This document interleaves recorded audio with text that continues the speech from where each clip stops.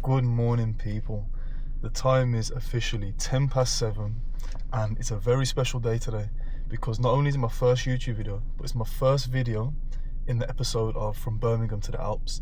So essentially during this kind of series, I'll be taking you on every single bit of my journey, whether that's training, hiking, cycling, running, that kind of thing, which leads up to the progression of going to the Alps next year. Today, I've gotten up early. I'm going to be going to some hills near me. It's called the Malvern Hills, so it's not anywhere near the level of the Alps, but I'll be getting my training in there, getting some exposure training, getting used to the cold, getting used to the wind, getting used to layering properly, getting used to carrying equipment, that kind of thing. So it's all building up towards getting to the Alps.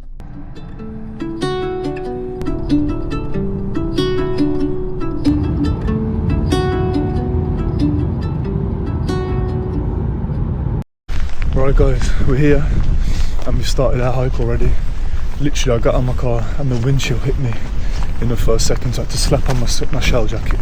I feel much better now. So layering wise, I've got OEX Merino 1 wool base layer, normal t-shirt, North Face fleece, and now Arc'teryx Beta AR, which is a bit overkill for today, but it's keeping me nice and dry.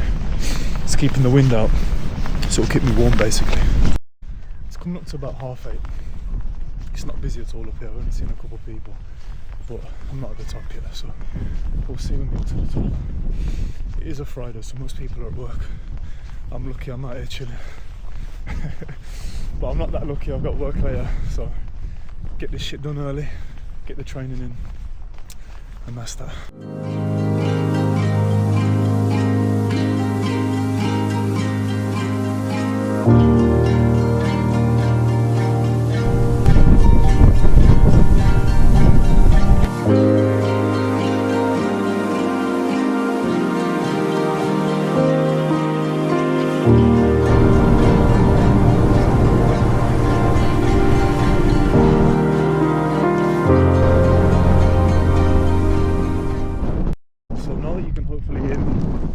Down a little bit. This is what I want to stress. I want to stress the importance of having a good shell jacket. You don't need to spend hundreds on it, but put a bit of money into it, because this is what will save your life essentially. So keeping warm, your insulated layer underneath will do that, your down jacket, that synthetic down jacket will do that. But if that gets wet, that will not keep you warm enough. That's the difference between life and death. So this shell jacket is what essentially protects you from the elements, from the wind, keeps you warm, and keeps you dry, and ultimately keeps you alive. Now, in a place like this is simple, man. Like, no one's gonna die in a place like this, but when we're talking about the Alps, and we're talking about Mont Blanc, Grand Paradiso, things like that, my plans for next year, I need to learn all these things, and I need to have it as kind of like a habit, so that when I do go to the Alps, it's second nature. You know, one thing I've learned since I've been researching this kind of thing is that hiking and alpinism, mountaineering, is not nearly as simple as people think. Some people think you slap on some hiking boots, some warm clothes, and start making it to all of these summits, but it's not nearly like that at all. So one thing that I learned yesterday, for example, if you start off too quickly and you sweat too quickly, that sweat, when you're higher up and it's freezing cold temperature and stuff like that, that sweat can freeze and can be the difference between you being cold on the whole ascent or actually staying warm. So it's very important to, even if your breathing is cool when you're chilling, it's not too difficult. It's important not to sweat too much at the beginning. Take it steady, take it slow, and avoid sweating. Because once you get to them higher altitudes and you start freezing, it's not going to be nice at all. One thing that I am absolutely over the moon about is the fact that this weather this morning is beautiful. If you know Birmingham, if you know England, the weather in the winter is not the best, put it that way. And recently, just yesterday, it was raining all day. Like, I'm not talking for a few hours, it was raining all day. And I checked the weather quickly and it said sunshine for the morning. So I thought, yeah, this is a perfect opportunity. And look how beautiful this place is. This place is absolutely beautiful. And it's only an hour away. This is probably one of the only places that's close to where I live in Birmingham, where I can actually get some decent training in. And some nice views as well, so I'm very grateful for that. Right, let's talk short, mid and long-term goals. So I'm a firm believer that everybody needs to have these three types of goals in life. Me, for example, short-term goals. In the next month, I'll be climbing Ben Nevis. It'll be a winter summit, so it'll be a lot more difficult than in the summer and the spring and stuff. So that should be fun. I'll have to use crampons, potentially ice axe. We'll see. We'll learn how to fit crampons, how to walk with crampons properly. Mid-term goals. I need to get fit enough to climb in the Alps. So I'm pretty fit as it is, but that needs to get ridiculously increased by the time next year comes, next July, August comes. So how am I going to do this? Lots of running. I've got a half marathon in February. That's another short-term goal. So lots of running, lots of hiking like this, lots of work with inclines, and lots of strength training. A lot of people that do hiking, I think a lot of people that hike, they neglect their strength training. You need to be as strong as possible. All ligaments, tendons need to be as strong as possible, especially in your legs. So you need to work on your endurance in your legs through hiking and through strength training as well.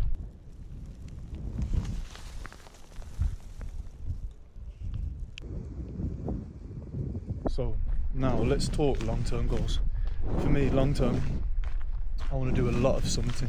So Grand Paradiso, Mont Blanc, Brighthorn, these kind of things. That's my three for my long-term vision. And when I say long-term, I don't mean long-term 10 years in the future. That's my long-term as in next year. So everything that I'm doing now in these next few months is going to be working towards that, because even though Mont Blanc isn't necessarily too technical, it is a grueling climb. I think it's about 30 plus kilometers, something like that. I'll have to check, but it's a ridiculous climb, and I need to be mentally sharp for it as well, because one slip, one small mistake can mean the matter between like life and death, innit? So I need to be on my A game for that. So yeah, as I was saying, Ben Nevis, January, it's December now, December the 20th now, just before Christmas. So Ben Nevis, mid-January, that should be okay. I'll refine my skills, gain some more experience, and then hopefully end of February, start of March, I want to do Mount Toubkal in Morocco as well. That is something that I really want to do. I'm really excited for that. So stay tuned for that as well. I'll make a full video on that. That'll be sick.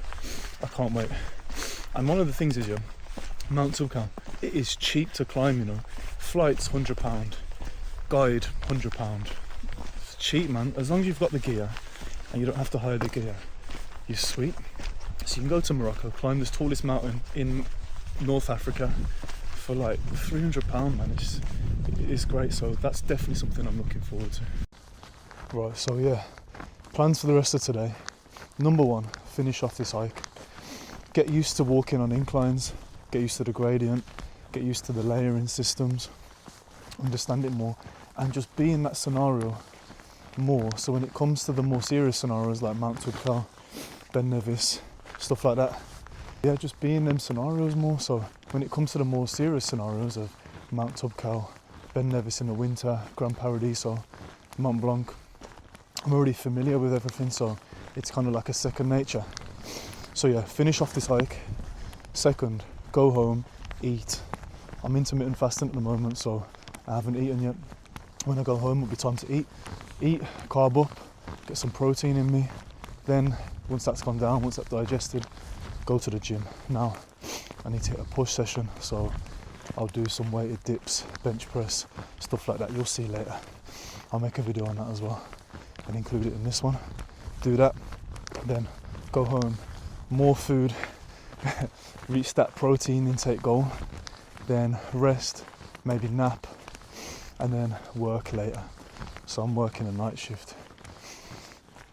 Full jam-packed day, good day. One thing that I'm currently in the middle of is a dopamine detox. I'd say everybody needs this right now, man. In this day and age, we're on our screens too much. And I'm no one to talk, like, I'm always on my phone. It's not good. I was scrolling YouTube, and you know, I use my phone for a lot of good purposes as well, but a lot of the time it's just pointless shit, you know. So I'm on a dopamine detox at the moment. That means no shows, no social media, no YouTube, no games, no music, only like music with instrumental, like classical music, that kind of thing. What else? No sugary foods, no processed foods, no fast food. I have to make it myself, so it's a strict one. I'm going cold turkey on this shit, and I feel better already. You know, it got to the point where I was trying to speak on camera and I couldn't get my words out straight because I couldn't think straight. and I got to the point where I was like, this is fucked. Like, I need to actually sort myself out. This is not good. And hopefully it seems to be working so far, so hopefully it keeps working, and yeah, my brain fog decreases and I start feeling better. I feel better already, to be honest with you. It sounds cliche, right? And a lot of people say this, but it doesn't mean it's not true. Going into 2026, going into a new year, it means you've got a fresh start. It means that whatever bad habits you've got, whatever mistakes you've made in 2025, in the previous year, you can forget about and use it as fuel. Use it as fuel for that fire, and just be a better person in the new year. So for example, this is why I'm doing this dopamine detox, is to get myself ready for the new year, so I can go into the new year fresh and like a better version of myself, innit? So I think it's like a good opportunity. Also, you know one thing, I'm not used to fucking recording in front of people, so when people walk past when I'm recording, it's mad awkward, but I suppose I'll get used to it, innit? It's just one of those things. And this is what I'm on about. This is what I'm on about, going into the new year and getting past those little small fears, no matter how small they are. Just getting past them small fears. It's very important. You know, one thing you need to know about me, yeah, is that I think I was just born to walk and hike and be in nature, be outside. You know, even since I was a kid, I remember I'd finish school and I'd say to my mum, let's go to the Licky Hills, let's go to the Malvern Hills, please. I'd run around. And if you're from Birmingham, you know about them two places, but yeah, I used to love them places. And even now, just being outside, I feel like this is where I'm meant to be, you know. My head can be clear. Hopefully you can hear me. Hopefully this mic's working, but it's proper windy. But yeah, as I was saying, your head can be clear, exercise, proper endorphins, proper dopamine. That's what you need as a human being, isn't it? Fuck you. Being from Birmingham, yeah, people aren't the friendliest, innit? So I'm not really used to saying good morning to people, but every time I come to the Malvern Hills, people are nice, and I try and say good morning just to show like, yo, I'm friendly, I'm a nice person. And it's weird, like everyone that goes past I say good morning to, and they say good morning back, and then when they go past me, I'm like, I feel weird about it, man. It's weird, but it's nice to be nice, you know. One tip I would give to everyone out there, not just young men, yeah, but everyone. Physical exercise is extremely important. Some type of physical exercise, I don't care what you do, yeah. Do some type of physical exercise, that gets your body in order. Then you also need to get your mind in order, because your mind and your body are linked together. One can't be strong and the other weak, because then if one's weak, the other can't be strong. You know what I mean? They're both intrinsically linked. So what I would say, get your mind in order, read, meditate, journal, get out in nature, and physical exercise as well. Right, we're back. So the journey home's about an hour, probably just over an hour now at this time. Go home, eat food, gym, rest for a little bit, then work later. Let's go.